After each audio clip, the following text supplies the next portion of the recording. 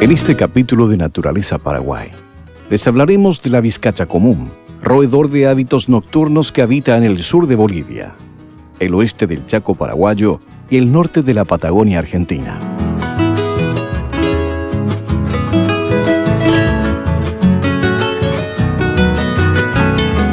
En cuanto a la flora, estudiaremos a la caña de las Indias o lengua de dragón, planta herbácea cultivada para el uso ornamental, por su llamativa coloración.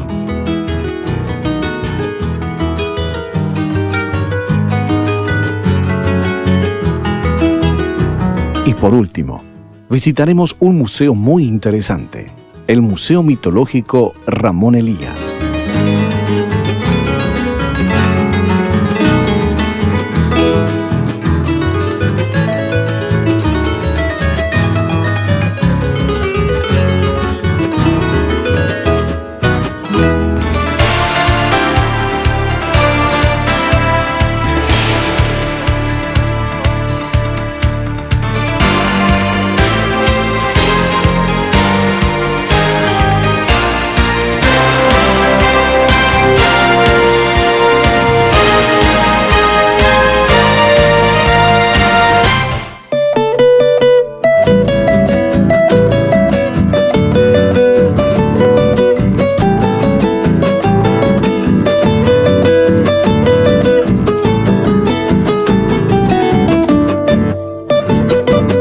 Nombre científico: Lagostomus maximus, español vizcacha común.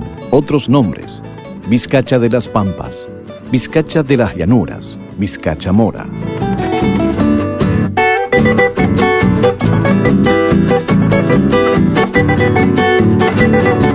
La vizcacha común es un roedor de la familia Chinchillidae, que habita en el sur de Bolivia, el oeste del Chaco paraguayo y el norte de la Patagonia argentina.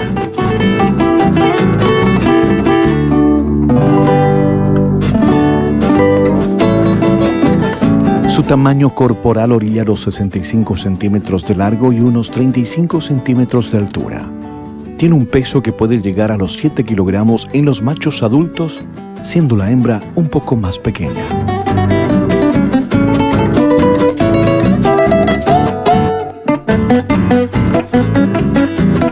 No presentan diferencias corporales entre los machos y las hembras. El pelaje de la vizcacha de las llanuras es abundante, con una cabeza grande en relación a su tamaño corporal, con hocico abultado con largos y gruesos bigotes y con dos franjas de pelaje negro que le atraviesan ambos lados de su cara. En el costado y lomo la coloración de su pelaje es gris y en el vientre presenta un pelaje blanquecino cremoso. Sus patas son cortas, con dedos y uñas fuertes adaptadas para cavar. La cola de la vizcacha es corta con pelaje largo y erecto en su parte superior. Su cola se desprende fácilmente. Esto lo ayuda a escapar de sus predadores naturales como los tigrillos y los zorros.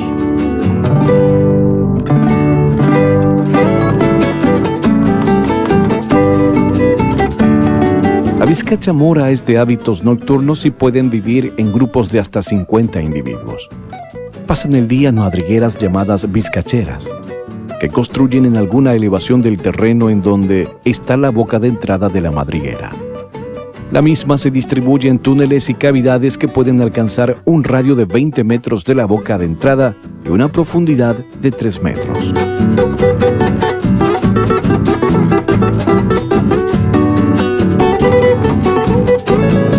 Su alimentación se basa en todo tipo de vegetales. Tal es así que en los alrededores de donde se encuentra una vizcachera se ven enormes peladares en la vegetación inferior, esto por la acción alimenticia de las mismas. Aunque solo tienen 2 crías al año y una prolongada gestación, la tasa de supervivencia de sus crías es muy alta. Es por eso que ante su alta densidad poblacional, tiende a convertirse en animales problemas en los cultivos y en las pasturas.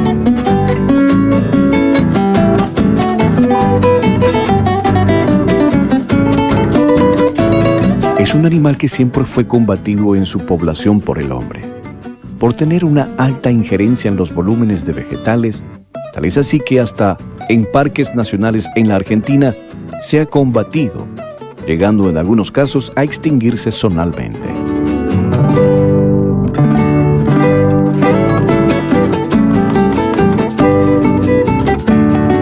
La carne de la vizcacha es buena para degustarla en recetas de comidas como el escabeche, vendiéndose en forma artesanal en ciertos lugares de la Argentina. Aunque no es considerado un trofeo, muchos cazadores deportivos practican su caza deportiva en Argentina y Uruguay, donde fue introducido, siendo el arte de la caza una forma de regular a esta especie.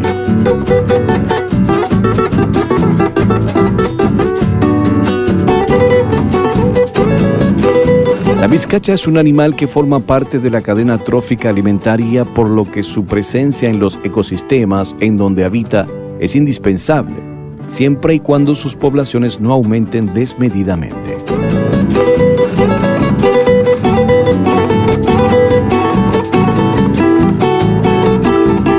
Su densidad poblacional es muy buena en el oeste del Chaco paraguayo, y en el control poblacional de esta especie debería intervenir el hombre con herramientas de conservación como la cacería deportiva.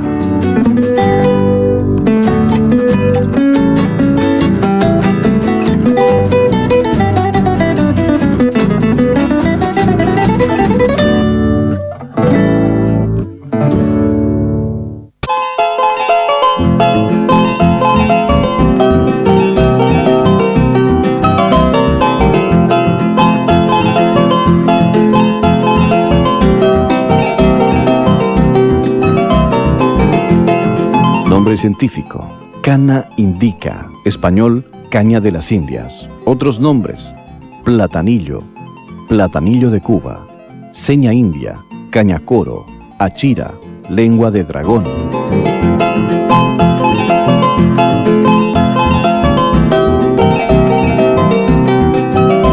Es una especie de la familia Canaceae, de los trópicos y subtrópicos de América. Son plantas herbáceas de hasta 1,5 metros de altura, bien erectas, robustas, con un rizoma tuberoso grueso y sin ramificación.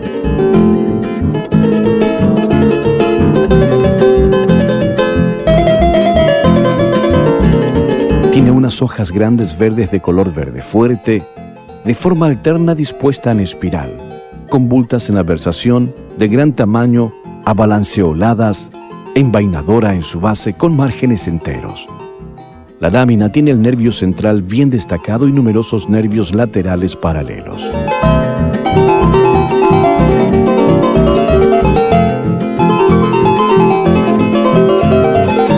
Sus flores son de color rojo fuerte en forma de racimo y panícula terminal, con cincinos de 1 a 2 flores muy llamativas, bisexuales, asimétricas y bracteadas. Su cáliz posee 3 sépalos verdes purpúreos, libres y persistentes en el fruto, dispuesto en espiral.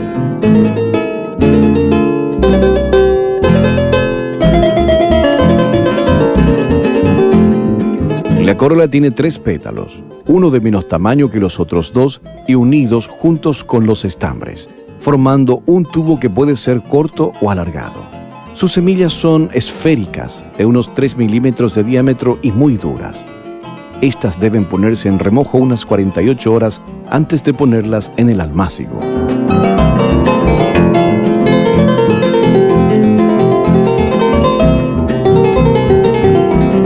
Las cañas de las Indias son propias de los países de América de climas cálidos, y estas requieren de calor para vegetar.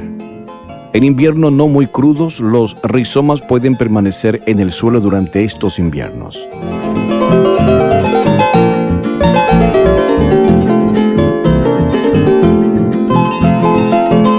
Es una especie cultivada para el uso ornamental, por su llamativa coloración, y existen unas 12 especies de la familia de las Canaceae, de las cuales todas son cultivadas en América y el Viejo Mundo para el uso decorativo de parques y jardines. En los cultivos no se escatima la humedad durante el periodo de crecimiento. Son plantas muy visitadas por los colibríes, pues se alimentan del néctar de sus flores.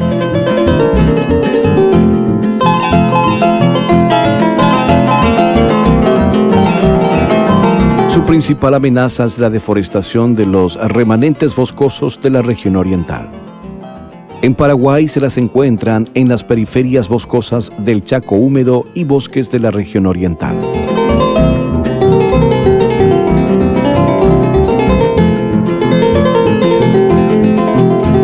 Su cultivo es una alternativa sustentable como planta ornamental para las familias rurales.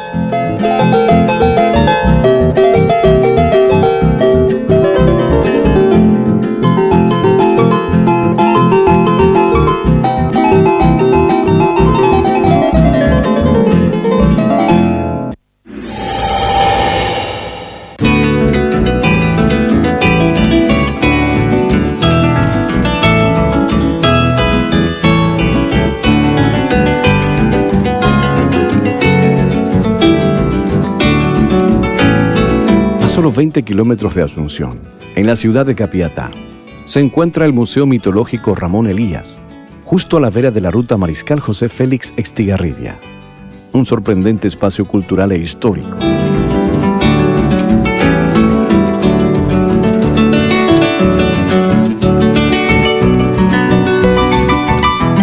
Este museo es único. Se cree que no existe otro semejante en el mundo. Fue creado por Ramón y Elsa Elías y se inauguró en 1979.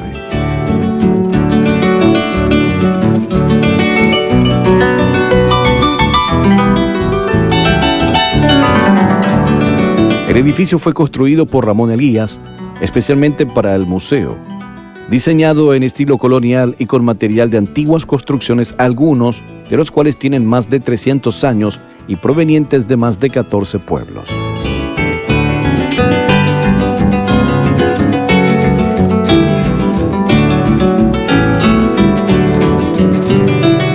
El museo cuenta con 3 salas que ilustran acerca de 3 periodos de la historia paraguaya. En la primera, la Guerra de 1870 y la Guerra del Chaco. En la segunda, objetos de arte sacro de las épocas jesuitas y franciscana. Y la última, dedicada a los mitos y leyendas guaraníes, así como Yacyretá, Pombero, entre otros.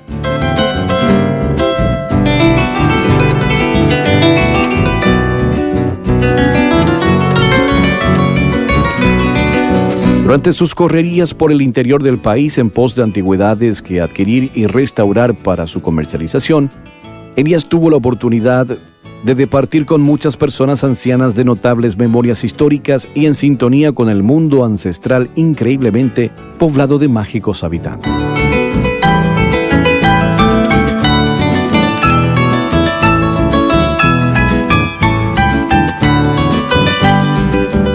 Don Ramón se interesaba en todo lo antiguo. Cuanto más extraño y curioso, mejor. Cada hallazgo era como la piedra filosofal para trazar las pistas que conducen al escenario de nuestra esencia. Sin lugar a dudas, este inquieto artista tenía buenos ojos para hallar piezas de valor o significación en cualquier rincón olvidado de antiguas casas solariegas. Las más de las veces en montón de cachivaches, en galpones derruidos y en montañas de objetos que duermen su soledad debajo de viejos y frondosos árboles del patio. Indagaba la historia de los objetos, en especial de los más raros y singulares.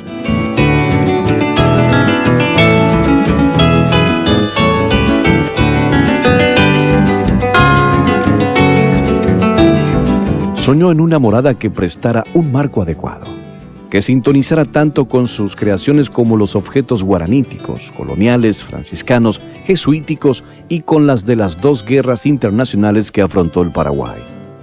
Y juntó maderamen, tejas, tejuelas, ladrillones de los edificios añosos que demolían los depredadores del pasado. Con esos materiales, testigos de tantas historias y leyendas, levantó el museo.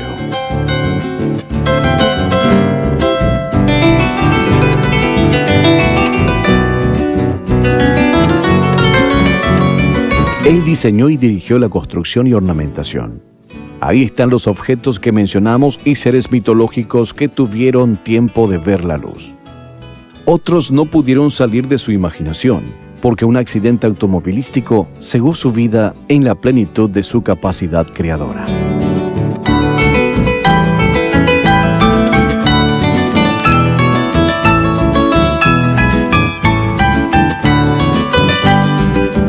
Actualmente el museo es atendido por la señora Elsa de Elías y sus nietas. 4.000 personas al año visitan el lugar, de los cuales unos 500 son turistas extranjeros. Hay un libro editado en Alemania sobre la historia y el acervo del museo y la cultura paraguaya en general, y otro en castellano de Pedro Encina Ramos.